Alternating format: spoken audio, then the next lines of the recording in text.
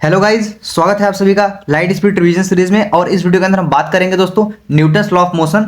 और हम इसमें देखेंगे Newton's law of motion plus friction भी इसमें देखेंगे। और बिल्कुल बेसिक से कवर करूंगा सारी चीजें कम टाइम में, एकदम टिप्स एंड ट्रिक नेमोनिक के साथ में, और एकदम जबरदस्त कंसाइज नोट लेकर आया हूं।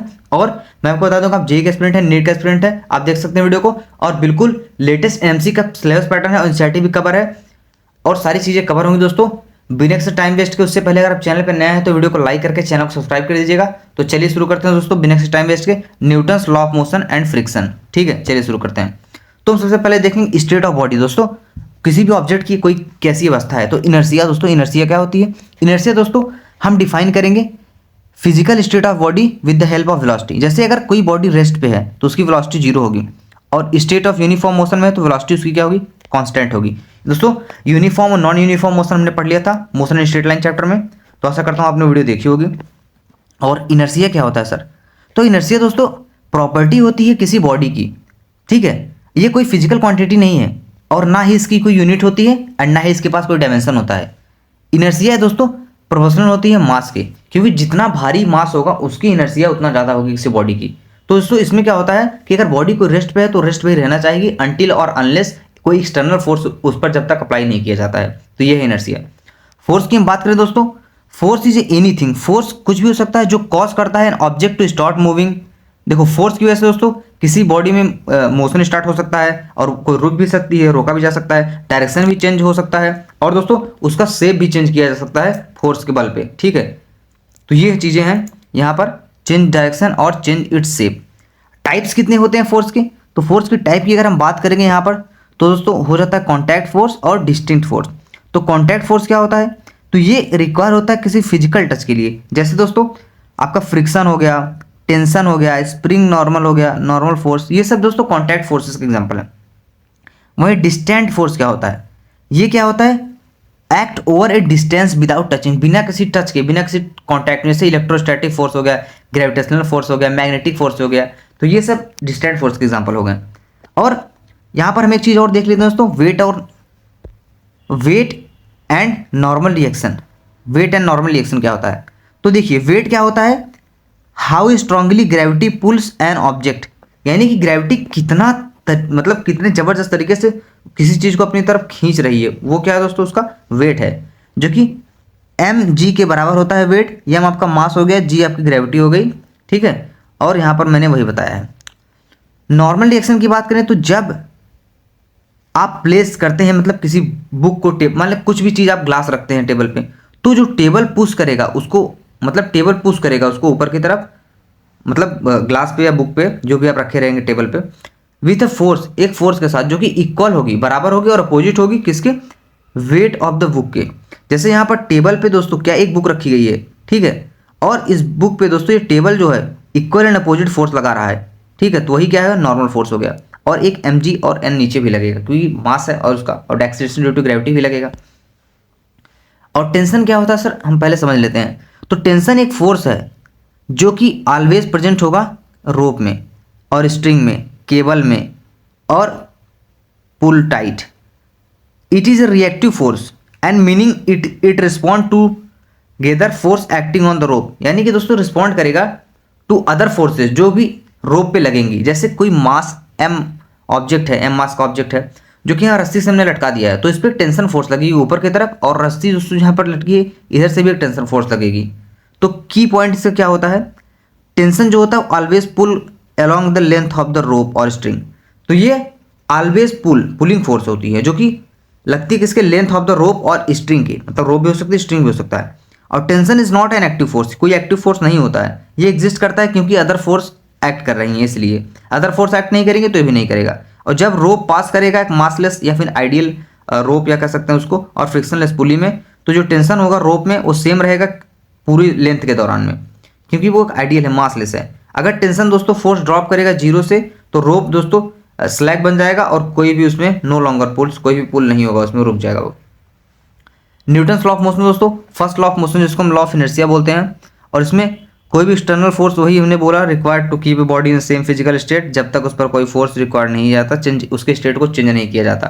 कांस्टेंट वेलोसिटी के लिए एक्सीलरेशन जीरो होगा और नेट फोर्स जीरो हो जाएगा क्योंकि यहाँ पर रेस्ट में है।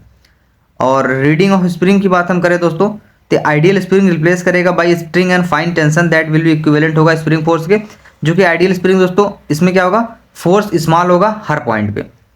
स्ट्रिंग की बात करें तो अगर स्ट्रिंग मासलेस है तो टेंशन जो होगा उसमें सेम होगा हर जगह पर, क्योंकि दोस्तों ऐसा इसलिए होता है कि अगर स्ट्रिंग के पास मास होगा तो टेंशन डिफरेंट होगा, लेकिन दोस्तों लेकिन ये मासलेस है तो टेंशन क्या होगा, सेम होगा हर जगह पर। लाइम्स थ्योरम की जगह ऐसा दिख रहा है।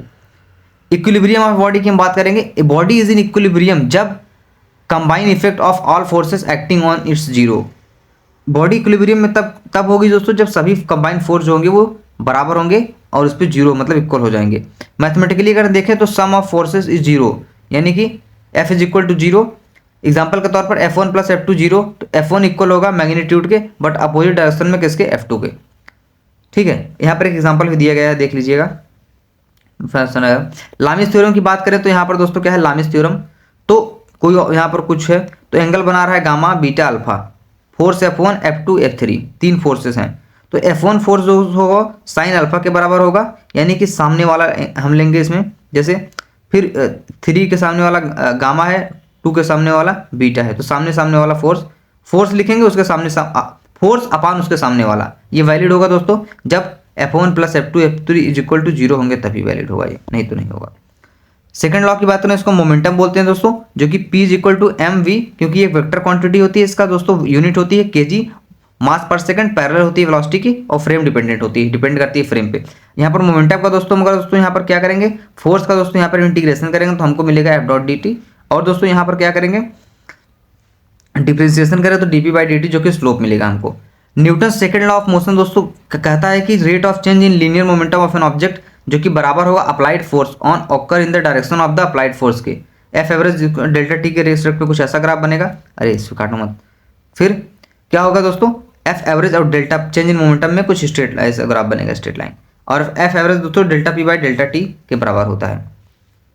इंपल्स की बात करें तो चेंज इन मोमेंटम, इसको हम दोस्तों जे या फिर आई से लिख सकते हैं इंपल्स को, और ये हो जाएगा आपका दोस्तों J is equal to integration of F dot D T, जो कि delta P is equal to F average into delta T के बराबर होता है। और फोर्स वर्सेस टाइम दोस्तों यहाँ पर इंपल्स में कुछ ऐसा ग्राफ बनेगा। और रिबाउंड केस दोस्तों हमने नहीं देखा था, यहाँ पर देख लेते हैं। तो चेंज इन मोमेंटम जो कि 2 mb है, तो फोर्स क्या हो जाएगा दोस्तों, आपका फोर्स हो जाएगा 2 mb बाई डेल्टा टी, और डेल्टा पी जो होगा चेंज इन मोमेंटम इस केस के लिए हो जाएगा 2 mb कॉस थीटा, जो कि यहाँ पर वेलोसिटी परपेंडिकुलर होगी। और गन से कोई n पार्टिकल्स निकल रहे हैं, बुलेट मान लीजिए, तो फोर्स हो जाएगा 2 इंटू, क्योंकि कुछ वापस भी आ सकते हैं, 2 nmu डेल्टा टी हो जाएगा इसका। ये न्यूटन्स थर्ड लॉ दोस्तों एक्शन एंड रिएक्शन होता है, जो कि एक्शन रिएक्शन पेयर करता है, एक्ट करता है दो डिफरेंट बॉडीज पे, but they should be same nature के होंगे तभी। जैसे यहाँ पर एक फोर्स है F1 और F2, तो force on F1 is due to 2 and force on 2 is due to F1 लग रहा है, जो कि मैथमेटिकली ये हो जाएगा F1 F2 is equal to minus F2 F1।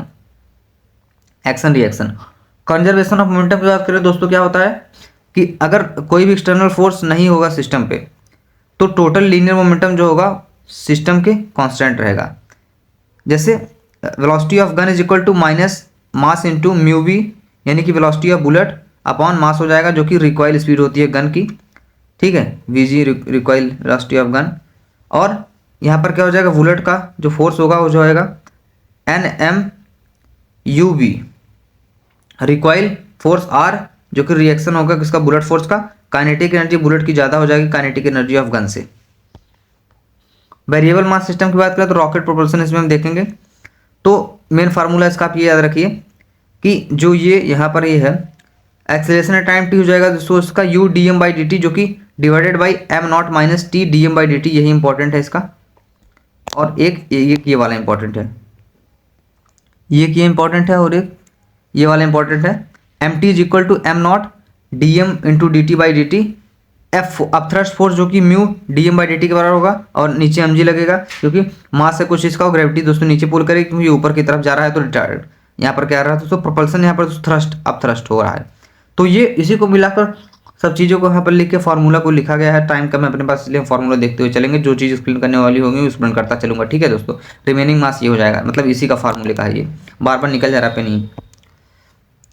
Connected body dynamic की बात हम करेंगे दोस्तों, तो कोई फोर्स अगर लगा रहा है किसी, कोई बॉक्सेस हैं यहाँ पर 3 बॉक्सेस हैं जैसे हम देख रहे हैं, तो इसमें क्या होगा कि शॉर्टकट फर्स्ट हम यहाँ पर देखते हैं। तो नॉर्मल फोर्स के लिए हम दोस्तों क्या होगा, फ्रंट मास जो होगा वो कॉमन एक्सीलरेशन के बराबर हो जाएगा। क्या हो जाएगा, front mass into common acceleration, और शॉर्टकट 2 हो जाएगा टेंशन जो कि back side mass into common acceleration हो। कैसे होगा, एग्जांपल के तौर पर यहाँ पर आपको देख लीजिए दिया गया है फोर्स, और इतना इतने मल्टीप्लाई करने कितना हो जाएगा, क्योंकि इसमें फ्रिक्शन भी पढ़ाना है। लिफ्ट की बात करें तो एलिवेटर प्रॉब्लम जिसको बोलते हैं, अगर लिफ्ट एक्सीलरेट कर रही है ऊपर की तरफ तो जो नॉर्मल हो जाएगा वो हो जाएगा mg प्लस ए हो जाएगा, क्योंकि ऊपर की तरफ जा रही है। डाउनवर्ड जा रही है तो n is equal to M G minus A हो जाएगा। और लिफ्ट अगर रेस्ट पे है तो कांस्टेंट स्पीड, क्योंकि उसका स्पीड का हो जाएगा कांस्टेंट हो जाएगा, वेलोसिटी कांस्टेंट है, तो एक्सेलरेशन 0 हो जाएगा और नॉर्मल इक्वल टू mg के बराबर हो जाएगा। ठीक है, तो यहाँ पर ये चीज़ थी। और पुल्ली ब्लॉक सिस्टम की बात करें दोस्तों हम यहाँ पर पार्ट 1, तो देखिए acceleration of the system is determined by the difference in the gravitational force divided by the total mass. जैसे कोई पुल्ली है, इसमें 2 मासेस दिए गए हैं हमको, इसमें दोस्तों क्या लग रहा है, नीचे फोर्सेस लग रही हैं, एक्सेलरेशन ऊपर लग रहा है, टेंशन टी लग रहा है रोप में, इसकी वजह से और इसकी वजह से भी। तो एक दोस्तों नीचे की तरफ खींच रहा है, एक ऊपर की तरफ खींच रहा है, तो acceleration of the total system हो जाएगा m1g minus m2g divided by m1 plus m2, और टेंशन हो जाएगा दोस्तों 2m1 into m2g divided by m1 plus m2। Limiting case की बात करें तो m1 जो होगा m2 के बराबर हो जाएगा, एक्सेलरेशन 0 होगा, और m1 अगर 0 होगा तो m2 भी 0 होगा, acceleration is equal to gravity हो जाएगा। अगर m1 0 है तो टेंशन भी 0 होगा, m2 0 है तो टेंशन भी 0 होगा। चेक करेंगे डायमेंशन और टेंशन को। पुल्ली ब्लॉक सिस्टम पार्ट 2 की हम बात करें यहाँ पर, तो टेबल के इस पे रखा गया है और 3 मासेस हैं। तो टेबल के इस पे कोई रखा गया दोस्तों मास यहाँ पर, तो इसको हमने पुल्ली से कनेक्ट कर दिया है। तो एक मास यहाँ पर नीचे है m2 और एक ऊपर m1 रखा गया है। तो ये मास नीचे खींच रहा है दोस्तों, इसको अपनी तरफ खींच रहा है, तो इसमें दोस्तों m2g लगेगा, और एक्सेलरेशन नीचे की तरफ हो रहा है, टेंशन ऊपर की तरफ लग जाएगा टी रोप में, और टेंशन इसमें इधर लग जाएगा रोप में इसके अपोजिट, और नॉर्मल फोर्स ऊपर लगेगा mg, g नीचे लगेगा, एक्सेलरेशन इधर है क्योंकि इधर खींच रहा है, ये पुल्ली यहाँ पर लगी हुई है। तो इसका एक्सेलरेशन हो जाएगा m2g by divided by m1 plus m2, tension हो जाएगा m1 m2 into G divided by m1 plus m2। और यहाँ पर 3 मास रखे गए हैं m1 m3 m2। तो इसका हो जाएगा दोस्तों क्या हो जाएगा, डायरेक्शन के लॉजिक्स देखिए, हैवियर हैंगिंग मास डिटरमाइन करेगा डायरेक्शन को, जो ज़्यादा जिसका मास भारी होगा वही मतलब निर्धारित करेगा कि किधर मतलब ये घूमेगा किधर जाएगा। तो अगर दोस्तों m2 जो होगा, m2 के लिए तो हो जाएगा m2g minus t2 is equal to m2a, और m3 के लिए क्या हो जाएगा, m3 के लिए हो जाएगा t1 tension 1 minus m3 into G is equal to m3 into A, और m1 के लिए हो जाएगा t2 minus t1 is equal to m1 into A. जो भारी होगा वही डिसाइड करेगा कि डायरेक्शन किधर जाएगा इसका। इंक्लाइन प्लेन की बात करें हम दोस्तों, तो इसमें पुल्ली आ जाएगा, इंक्लाइन पुल्ली और नो स्लिपिंग। तो इंक्लाइन पुल्ली की बात करें तो किसी इंक्लाइन प्लेन पे कोई मास रखा गया है, तो इसमें दोस्तों क्या है, पुल्ली यहाँ पर है, तो टेंशन इधर लगेगा इधर, और फिर नॉर्मल फोर्स कॉन्टैक्ट फोर्स होता है जिसको हम बोलते हैं, क्योंकि दोस्तों ये नॉर्मल फोर्स जो होता है वो हमेशा पेयर में होता है, परपेंडिकुलर होता है कॉन्टैक्ट, और सेल्फ एडजस्टिंग होता है, पुशिंग फोर्स होता है, इक्वल एंड अपोजिट लगता है। तो इसमें क्या होगा दोस्तों, m1 यानी कि मास 1 है, g लगेगा, और साइन थीटा क्योंकि इधर की तरफ जुस्तू जा रहा है, और ये ऊपर की तरफ नॉर्मल लगेगा, और एक्सेलरेशन आगे की तरफ है क्योंकि ये इंक्लाइंड पे है तो ये जा रहा है नीचे, और m2 जो है दोस्तों सेकंड मास से टेंशन इधर लगेगा, और m2g नीचे की तरफ लगेगा। तो ये हो जाएगा दोस्तों इसका m1g कॉस थीटा और m1g साइन थीटा। तो इसका दोस्तों क्या हो जाएगा, m1g sine theta minus t is equal to m1 a हो जाएगा। और इसमें दोस्तों क्या होगा, कोई स्लिपिंग नहीं है, रुका हुआ है, तो मास इंटू एक्सेलरेशन हो जाएगा, नॉर्मल लग ही रहा है, mg तो लगेगा ही, mg तो लगना ही लगना है, तो एक्सेलरेशन हो जाएगा g tan थीटा के बराबर, नॉर्मल फोर्स हो जाएगा mg divided by cos theta. ठीक है, तो यहाँ पर ये हो जाएगा कॉस थीटा। सीडो फोर्स की बात करें दोस्तों, यहाँ पर क्या होता है, ये फ्रिक्शन, ये मतलब सीडो फोर्स यानी कि एक ऐसा फोर्स कंसेप्ट है जो लगता तो है फोर्स पर, वो फोर्स जैसा दिखता है पर फोर्स होता नहीं, सीडो मतलब झूठा। तो सीडो फोर्स होता है minus m dot A into vector frame में, डायरेक्शन क्योंकि दोस्तों अपोजिट एक्सेलरेशन और रेफरेंस फ्रेम के होगा। और एप्लीकेशन इसका दोस्तों पेंडुलम इन कार में, दोस्तों किसी कार में कोई पेंडुलम लटकाया गया है, तो कोई कार चल रही है ए स्पीड से, और इसका दोस्तों फोर्स जो होगा सीडो फोर्स हो जाएगा m is equal to mg, जो कि टेंशन इधर लगेगा क्योंकि ये दोस्तों यहाँ पर पेंडुलम कार में लटकाया गया है। ठीक है, तो इसमें क्या हो जाएगा, एंगल विथ वर्टिकल, यानी कि वर्टिकल की हम बात करें दोस्तों तो इसका इधर की तरफ जो एंगल होगा इसका, तो ये एंगल हो जाएगा tan inverse a by G, acceleration by gravity. और टेंशन वहीं अगर स्ट्रिंग में हम देखेंगे तो ये हो जाएगा मास है एक्सेलरेशन का स्क्वायर प्लस जी स्क्वायर अंडर रूट। तो ये दोस्तों क्या हो जाएगा, tension in string. Constant relation की बात करें तो मूवेबल पुल्ली अगर लगाई गई है, तो ये यहाँ पर हम सिस्टम देख रहे हैं m1 और m2 मास का है, दो यहाँ पर बांधा गया है, तो कंबाइन एक्सेलरेशन है किसका, एवरेज ऑफ इंडिविजुअल एक्सेलरेशन का। तो ये एक्सेलरेशन ऑफ पुल्ली हो जाएगा एक्सेलरेशन ऑफ 1 + 2 डिवाइडेड बाई 2। वहीं दोस्तों इसका इसी का टेंशन अगर हम निकालेंगे तो हो जाएगा 2m1 × m2 divided by m1 + m2, जो कि g + a हो जाएगा। और वेलोसिटी रिलेशन की बात करो तो sum of tension into velocity जो कि 0 है, तो T1 V1 = T2 V2 हो जाएगा। रोड कांस्टेंट की बात करें तो कोई रॉड है यहाँ पर दोस्तों, तो इसमें क्या होगा, component of velocity along the length of the rod हम देखेंगे जो कि सेम रहेगा, VA cos थीटा जो कि VB cos थीटा के बराबर हो जाएगा। और block on smooth incline component की बात करें तो यहाँ पर एक्सेलरेशन जो कि जी साइन थीटा के बराबर है, तो ब्लॉक स्लाइड कर रहा है स्मूथ इंक्लाइन प्लेन पे, तो component of acceleration in vertical होगा और हॉरिजॉन्टल डायरेक्शन में, हॉरिजॉन्टल में दोस्तों क्या हो जाएगा, ए जी साइन थीटा कॉस थीटा, और वर्टिकल में हो जाएगा जी साइन स्क्वायर थीटा। अब हम देखेंगे फ्रिक्शन दोस्तों, फ्रिक्शन की बात हम यहाँ पर करेंगे तो ये कंपोनेंट होता है दोस्तों कॉन्टैक्ट फोर्स का, जो ऐड करता है parallel to contact force and opposite relative motion to tendency of relative motion. Friction दोस्तों तीन प्रकार का होता है, स्टैटिक, लिमिटिंग, काइनेटिक। ये ऑब्जेक्ट रेस्ट पे रहेगा, स्लाइड नहीं करेगा। लिमिटिंग की बात करें तो ऑब्जेक्ट अबाउट टू मूव, यानी कि जस्ट चलने की स्थिति में चला नहीं है, इसमें ऑब्जेक्ट स्लाइड कर रहा है। ये सेल्फ एडजस्टिंग फोर्स होती है एंड कैपेसिटी ऑफ फ्रिक्शन होती है। फोर्स वर्सेस फ्रिक्शन यहाँ पर देखेंगे दोस्तों तो दिया गया है। तो स्टैटिक फ्रिक्शन दोस्तों यहाँ पर क्या है दोस्तों, ऑब्जेक्ट रेस्ट पे है, ऑब्जेक्ट जब रेस्ट पे है तो क्या हो जाएगा दोस्तों, स्टैटिक फ्रिक्शन हो जाएगा। लेकिन जैसे ही मूव करने की कोशिश करेगा वो क्या हो जाएगा, लिमिटिंग फ्रिक्शन। तो यहाँ पर लिमिटिंग फ्रिक्शन दोस्तों जो ज़्यादा होगा काइनेटिक फ्रिक्शन से, ठीक है। और तो यहाँ पर स्टैटिक फ्रिक्शन दोस्तों is equal to apparent force and limiting friction is equal to static friction into normal, kinetic friction is equal to kinetic friction into normal हो जाता है। फ्रिक्शन ऑफ मोशन देखेंगे, अगर यहाँ पर जादू है, जादू चल रहा है दोस्तों, Jadu is walking east, there for friction on Jadu is static and directed along east, ठीक है। क्वेश्चन सॉल्विंग के लिए ट्रिक यहाँ पर हम देखेंगे लिमिटिंग फ्रिक्शन के लिए दोस्तों, कंपेयर करेंगे अपीरेंट फोर्स से, तो limiting force is greater than apparent force अगर रेस्ट पे है, ठीक है, तो फ्रिक्शन जो होगा वो बराबर हो जाएगा अपीरेंट फोर्स के, तो स्टैटिक हम बोल देंगे। वहीं अगर दोस्तों अपीरेंट फोर्स यहाँ पर लिमिटिंग से ज़्यादा है तो मूव कर रही है बॉडी, जो कि friction is equal to kinetic friction हो जाएगा। एग्जाम्पल दिया गया है, देख लीजिए ये भी एग्जाम्पल। स्टॉपिंग डिस्टेंस की हम बात करेंगे यहाँ पर दोस्तों, ऑब्जेक्ट थ्रो किया किसी वेलोसिटी v0 से किसी रफ सरफेस पे, जो कि फ्रिक्शन कोफिशिएंट म्यू दिया गया है, तो एक्सेलरेशन इसका हो जाएगा म्यू जी, स्टॉपिंग डिस्टेंस हो जाएगी s जिसको हम डिस्टेंस से बोलते हैं, जो कि v0² / 2 म्यू जी, और टाइम हो जाएगा दोस्तों v0/म्यू जी, ठीक है। तो ये है contact force and angle friction of the contact force दोस्तों क्या होता है कि यहाँ पर कोई ऑब्जेक्ट रखा गया है, नॉर्मल ऊपर की तरफ लगेगा, अपीरेंट फोर्स इधर की तरफ लगेगा, और कोई है दोस्तों यहाँ पर कॉन्टैक्ट फोर्स, और ये है स्टैटिक फ्रिक्शन यहाँ पर लगा हुआ है, ठीक है। सॉरी यहाँ पर हम देख रहे हैं दोस्तों, कहाँ थे यार, हाँ आगे की तरफ जाएंगे, बिल्कुल ही हो चुका है ऐसा। तो ये इसका हो जाएगा FC, यानी कॉन्टैक्ट फोर्स हो जाएगा मैग्नीट्यूड n² प्लस नॉर्मल का square plus FR²। Contact force जो कि वेक्टर सम होता है नॉर्मल फोर्स का और फ्रिक्शन का। एंगल ऑफ फ्रिक्शन की बात करेंगे तो यहाँ पर क्या हो जाएगा, angle between normal force and resultant force, तो tan थीटा हो जाएगा FR/ friction upon mu n, normal friction upon n जो कि म्यू के बराबर होता है tan थीटा म्यू हो जाएगा। Static, limiting, kinetic. F minimum की बात करें, required to move an object, ठीक है, मिनिमम फ्रिक्शन रिक्वायर्ड होगा किसी भी ऑब्जेक्ट को मूव करवाने के लिए, क्या होगा। हॉरिजॉन्टल इक्विलिब्रियम की बात करें तो F cos theta mu n के बराबर हो जाएगा। और वर्टिकल कंपोनेंट दोस्तों नॉर्मल लगेगा, वर्टिकल की बात हम कर रहे हैं, वर्टिकल ये होता है, तो इसमें एक तो नॉर्मल लग रहा है किसी मास पे और एक नीचे mg लगेगा। और यहाँ पर क्या हो रहा है दोस्तों, एक F cos थीटा लग रहा है, ठीक है, और mg तो लग ही रहा है, साथ ही दोस्तों हो जाएगा normal is equal to mg minus F cos theta. और वहीं अगर हम बात करें दोस्तों, एक हो गया, ये दो हो गया, तीन सबस्ट्रेट, चौथा सॉल्व। सब्सटीट्यूट के लिए दोस्तों क्या हो जाएगा, एन F cos थीटा जो कि mu mg into minus F sin theta होता है।